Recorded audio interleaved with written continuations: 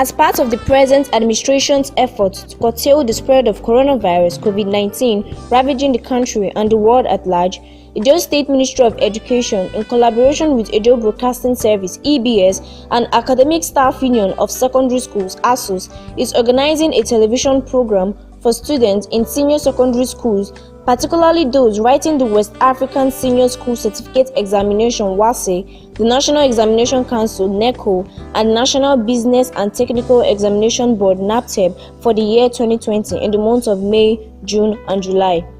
The program will be held on EBS television channel every day from 12 noon to 1 p.m. beginning from Monday, April 6, 2020. The subjects selected for these programs are Mondays Mathematics, Tuesdays English Language, Wednesdays Physics, Thursdays Biology, Fridays Geography, Saturdays Civic Education and Economics, and Sunday Chemistry. Parents and guardians are therefore advised to draw the attention of their children or wards to this opportunity during the stay-at-home period.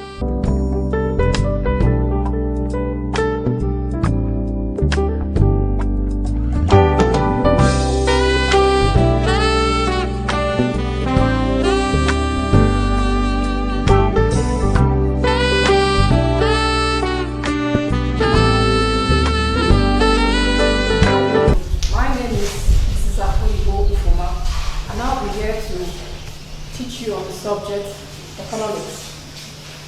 Our topic for today is economics, basic concepts and tools for analysis. We start with the definition of economics. Economics has been defined by so many people. Some look at it as the study of human beings and the way they behave. But we go ahead to take a look at definitions gotten from experts on the subject. We start by giving us a definition by Alfred Marshall.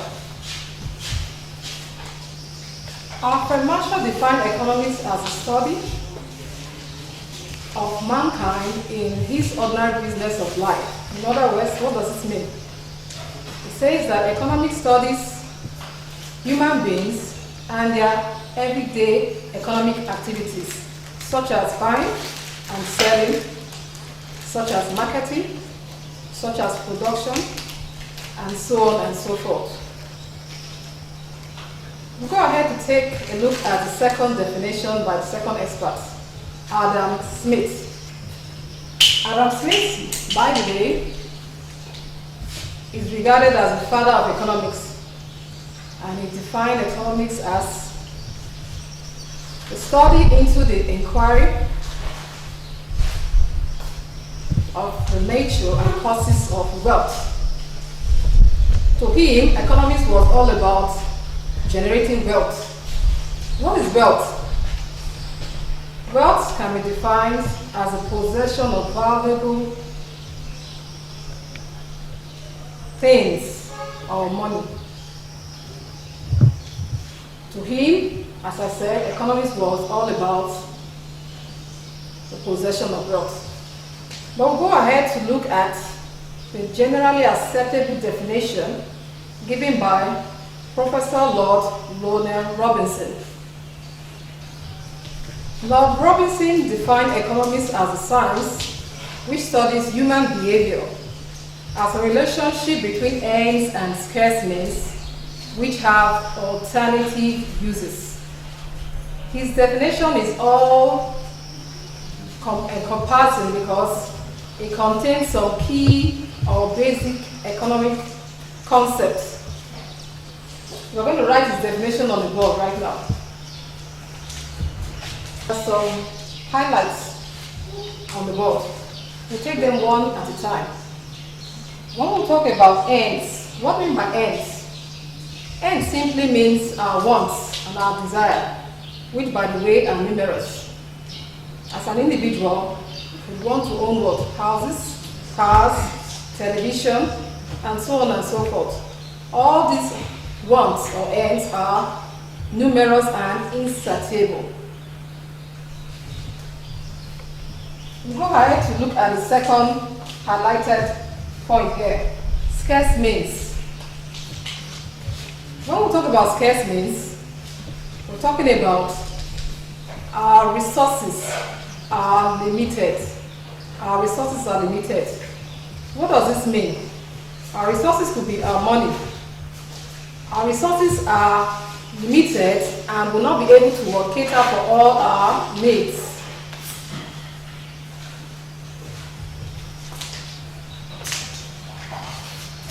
And so therefore, all we need to do is to what?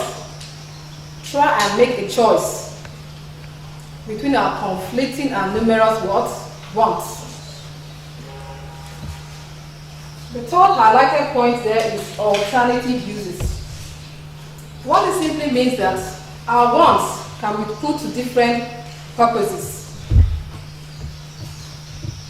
And therefore, since our wants are what? Numerous, we have to what? Make a choice among our conflicting what? Wants by highlighting our wants in a scale of preference. In summary, we told you that economics could be defined as what? A science which studies human behavior as a relationship between ends and scarce means. And we said this definition was what? The most acceptable because it comprised of what? Some key definition which we can use and it's very important in what? Economics. We'll move further to look at the nature and scope of economics classified under some group of subjects known as social sciences. We have numerous social sciences subjects, which are geography, political science, government, sociology, anthropology, and so on and so forth. So why is economics a social science? Economics is social science because it studies human behavior. I'll give you an instance of how human beings react to changes in price of a particular commodity.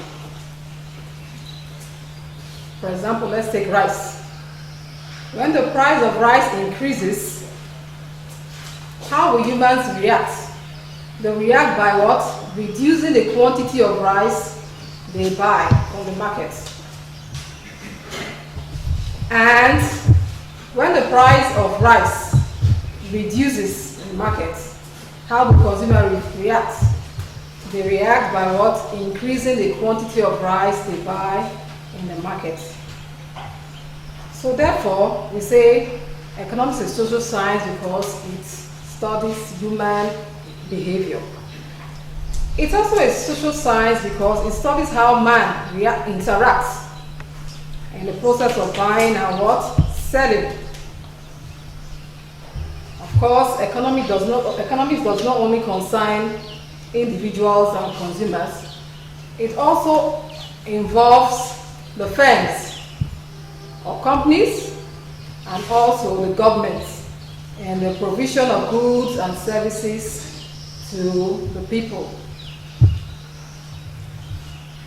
Based on that, we have just told you that economics is a social science subject. We'll go ahead to look at economics as a science subject. Economics is a science subject because it makes use of scientific method in its application. Scientific methods such as use of observation. After observation, the observers have training in the environment or in the society. They move further to what? Formulate hypotheses. From there, they do what? They collect data. After they collect data, they analyze this data. After which, they formulate laws. These laws are further tested. And at the end of the day, predictions are made based on this what? Law. So those are the reasons why economics can be seen as a what? a science subject because it makes use of scientific methods in its application. From what we have on the board, we move over to the basic concept of economics. What are these basic concepts? We're going to highlight them on the board.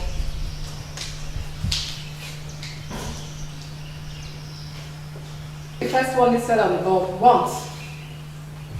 Wants, as we said earlier on from the definition, wants are our needs, which are, of course, we said is numerous. As human beings, we have the desire for what? Basic needs, such as what? The need to what? Own houses, that is shelter, to own clothes, and of course, for food. Those are the basic needs of man. If you want to move further, man desires a lot of things apart from those basic needs, which we say the need to own cars, furniture, and so on and so forth. Our wants are of course numerous and they cannot be easily satisfied. So in other words, we say they are what? Insatiable. We move over to the next basic concept of the board, scarcity. Scarcity. When we say scarcity, we mean that our resources are limited. Our resources are limited. In other words, resources we are going to use to satisfy these wants are not sufficient, or they are not many, and so therefore it cannot satisfy all our wants. And in the process, we have to what? Make do with what? Prioritizing our wants by attending to the most pressing needs first, and then letting go of the least or the less pressing needs. We move over to the next basic concept on the board, scale of preference. Of course, we said that our wants are numerous and the means to what? Satisfy these wants are limited. So what we do is to what? Make a scale by listing our needs according to the importance. In other words, a scale of preference is a list of unsatisfied wants. Then we'll move over to the next concept on the board, choice. Choice. Choice means selecting out of what? Various alternatives. How do choice come about? We said our wants are numerous. We desire lots of things, cars, shelter, and all that. And therefore our means to satisfy these wants are not sufficient. So we draw up a list of our wants. In a scale of preference, we have to make a choice by selecting the most important needs from our what? Scale of preference. We'll take example from here by giving us an instance of an individual that desires to buy what? Or a trader who desires to go to the market to buy some goods based on the fact that he has what? Limited or insufficient what? Resources. A trader, Mr. John,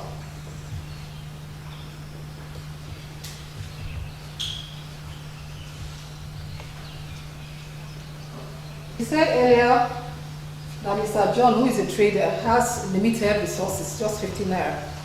And he wishes to what? Buy these items: fan, television, and a stove. But because his resources are limited, he needs to prioritize his what? His needs or his wants. And so therefore, he's going to what? Make a decision. Or he's going to choose to what? Go for what? Fan. So what will happen to the other items on the list? The other items on the list will now be what? Forfeited. And that brings us to the what? The last concept on the board, opportunity cost. Opportunity cost simply says that it's the alternative that was foregone. The alternative that was foregone is the what? Opportunity cost. That's just an example with an individual. Let's take an example with the government.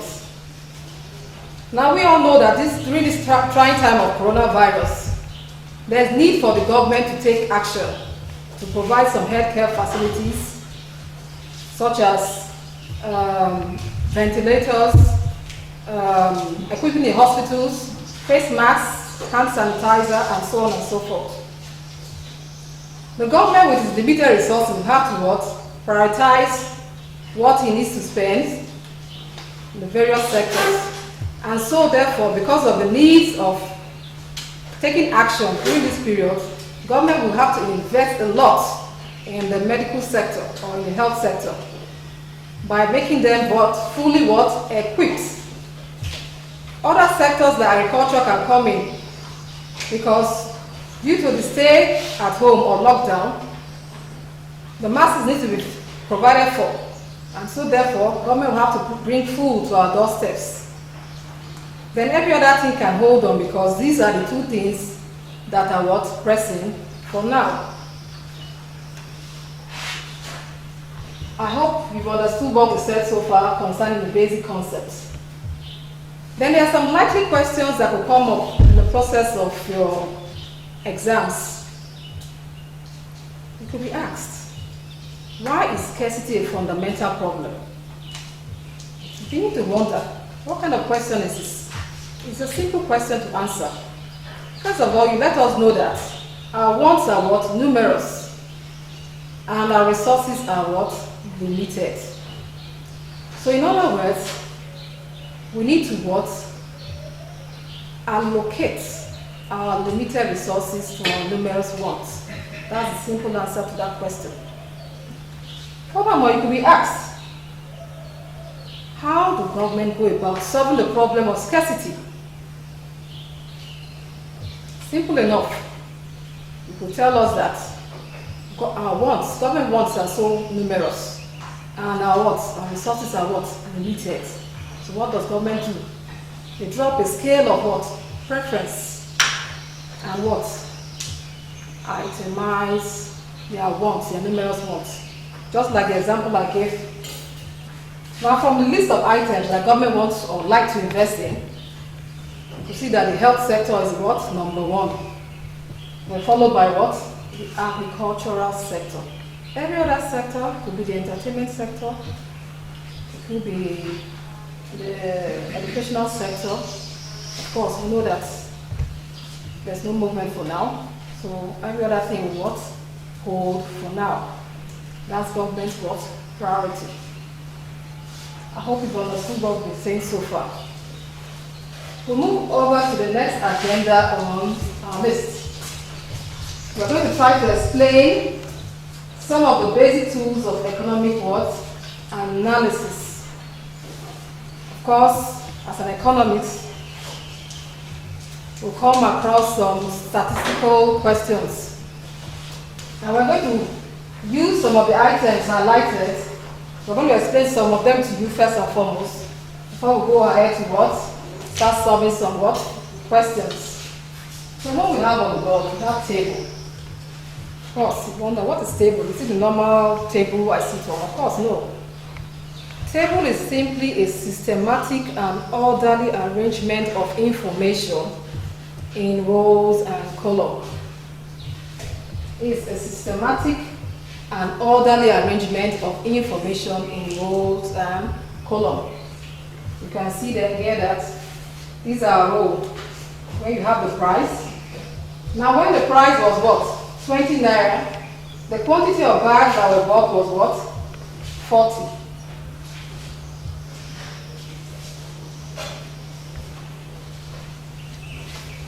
And when the price was 30 naira, the quantity of bags that were bought was 30. And the next on the board is 40 naira. The quantity that divided was 20 naira. This is just a typical example of a table. A typical example of a table. We'll go ahead to look at a graph. Graph. What is a graph? A graph simply means a diagrammatic representation of information, and a graph can be lifted up from what? A table. A graph can be lifted from a table. So it represents the information on the table in a diagrammatic form. From what we have here on our chart, this is a typical example of a graph. A typical example of a graph. It says a graph showing the relationship between price and quantity demanded of rice. The price is usually on the vertical side, while the quantity demanded is usually on the horizontal side. Having said that, we'll go ahead to look at the bar chart. The bar chart represents our information in a rectangular bar. And the major characteristics of the bar chart is that the bars or the angles do not touch each other. They do not touch each other. So far, we've talked about table, we've talked about the graph, and we've talked about the bar charts. These are just some tools used for what? Economic analysis. Lastly, we'll go over to the linear or simultaneous equation. It simply tells us it's an equation that deals with what? Two unknown variables. And based on that, we're going to solve some questions.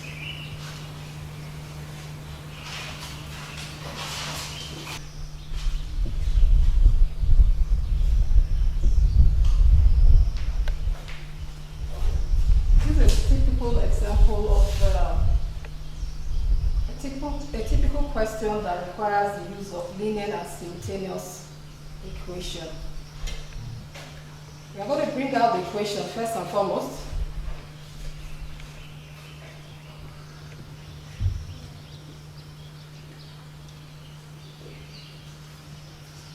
From the question, we've been told to find the quantity demanded. How do we go about this? All we need to do is to substitute the various prices in the equation. We need to substitute the various prices in the equation. We start with the first one.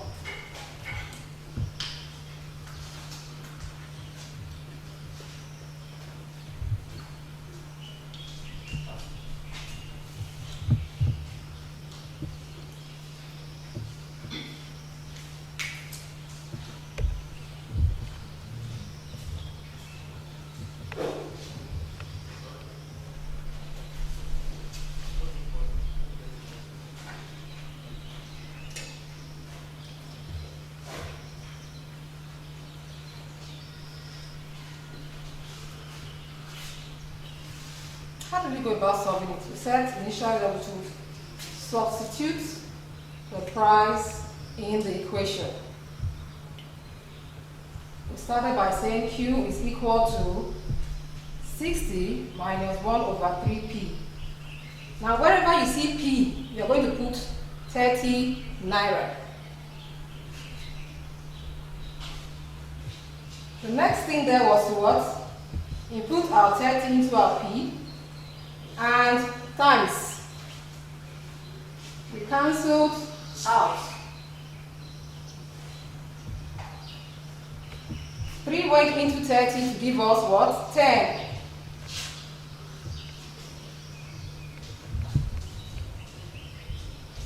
We now said 60 minus 10 gave us 50.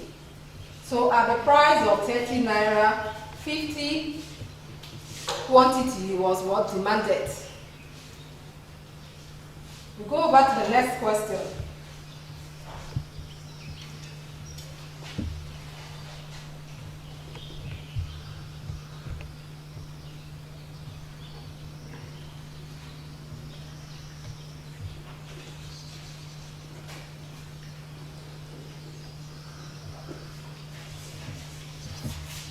thing we did in Roman figure 1, we do also in Roman figure 2.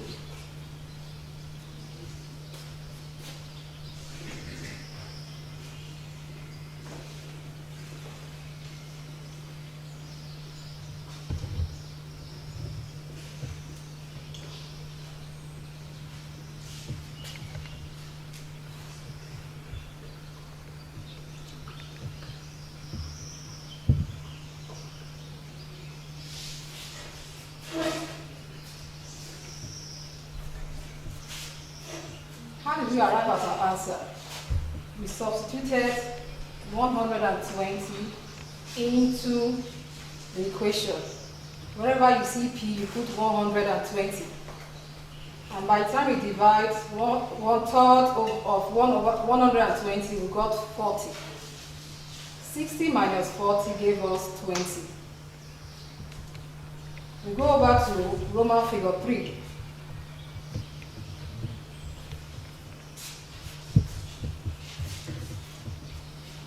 In Roman figure 3, we said when price is 0, what will be quantity demanded?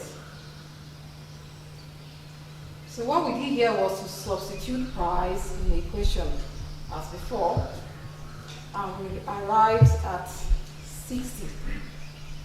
So when you see a similar question like this is how you go about answering it in your examinations. We'll take another example that also involves quadratic equation.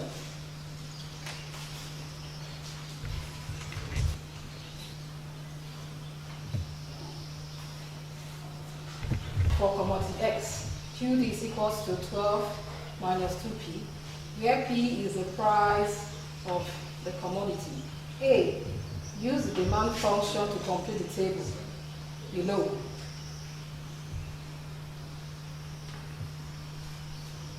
B, draw the individual demand curve. And C, what is the maximum quantity the individual can buy of commodity X per unit of time.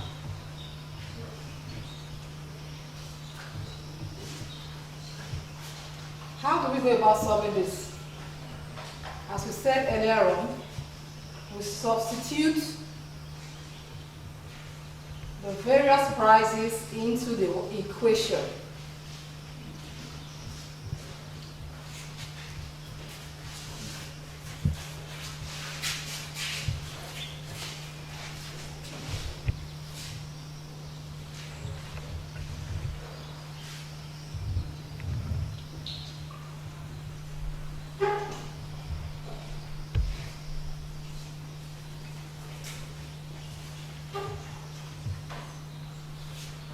As we said earlier, we're going to substitute price, which is 6, into the equation.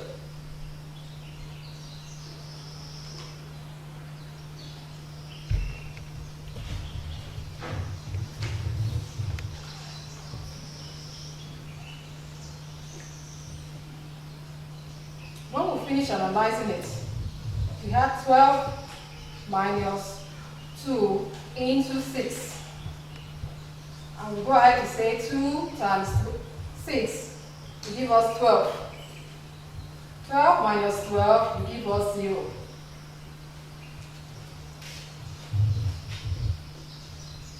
In other words, when the price was 6, the quantity demanded was 0.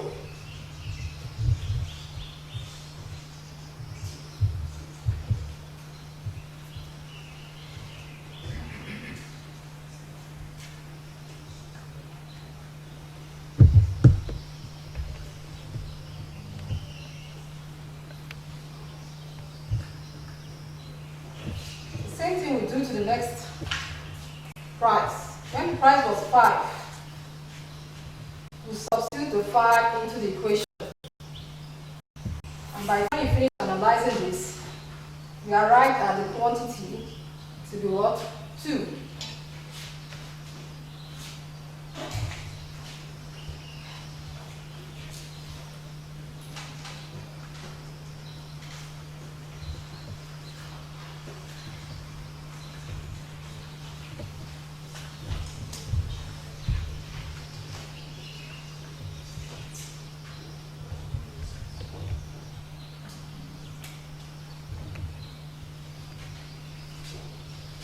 the price was 4, we substituted the price, which was 4, into the equation.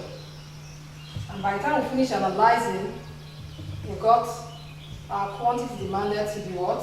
4.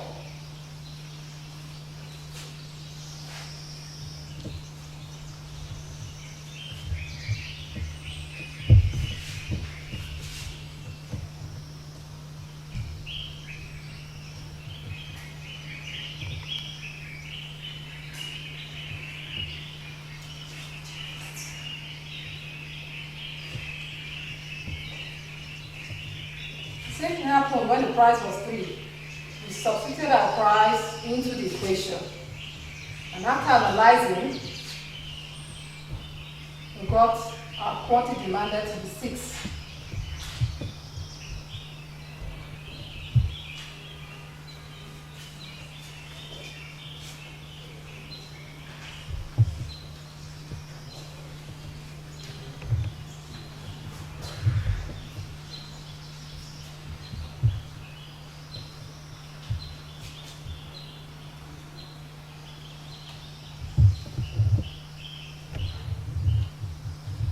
Same thing applies when the price was 2.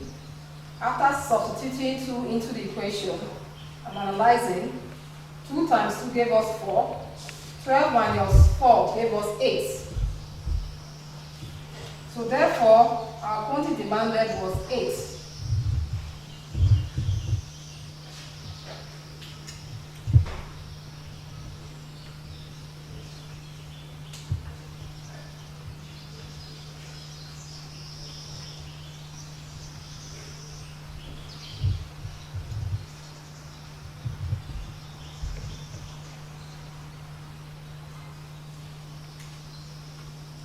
When the price was 1, we substituted 1 into the equation. We said 2 times 1 gave us 2. 12 minus 2, we got our quantity demanded to be what? 10.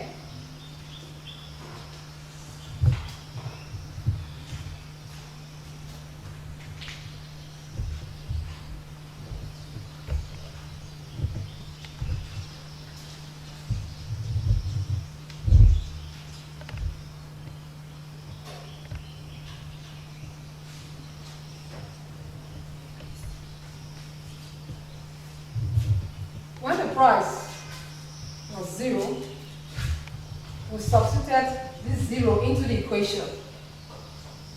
2 times 0 gave us 0. 12 minus 0 gave us 12. So in an ideal examination situation, this is how you should show your working.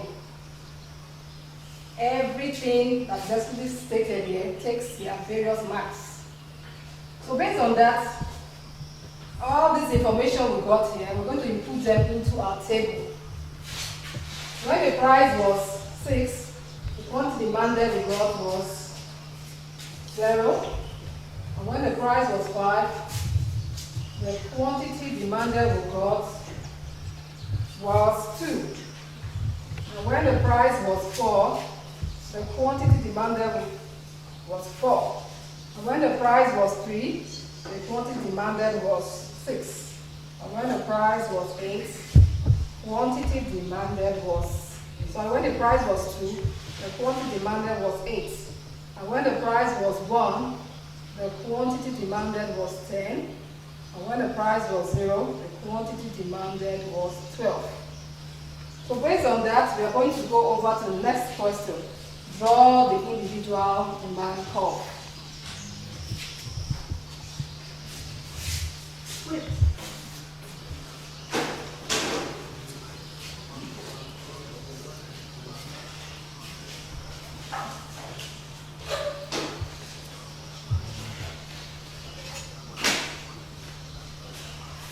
When we draw our demand curve in an ideal situation, we make our scale equal. So based on the information we have on our table, we can draw the demand curve by saying when the price was 6, quantity demanded was 0. So you go over to your price 6 and the quantity demanded 0. And when the price was 5, quantity demanded was 2.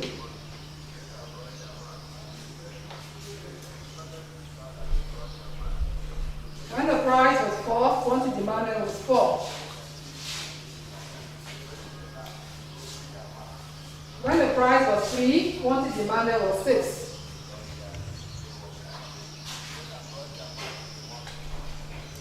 When the price was 2, quantity demanded was 8.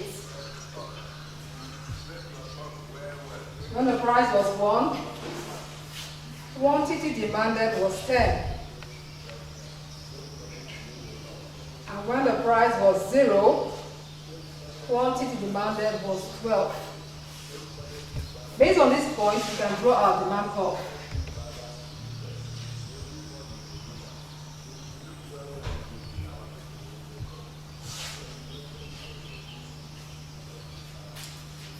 When the price was 6, the quantity demanded was 0. And when the price was 5, the quantity demanded was 2. When the price was 4, the quantity demanded was 4. When the price was 6, the quantity demanded, when the price was 3, the quantity demanded was 6. And when the price was 2, the quantity demanded was 8. When the price was 1, the quantity demanded was 10. And when the price was 0, the quantity demanded was 12. So when you see a question like this in an ID examination, this is how you go about answering it. Then the last question says, what is the maximum quantity the individual can buy of commodity X per unit of time? At a glance, on the table here, look at the highest commodity the individual bought.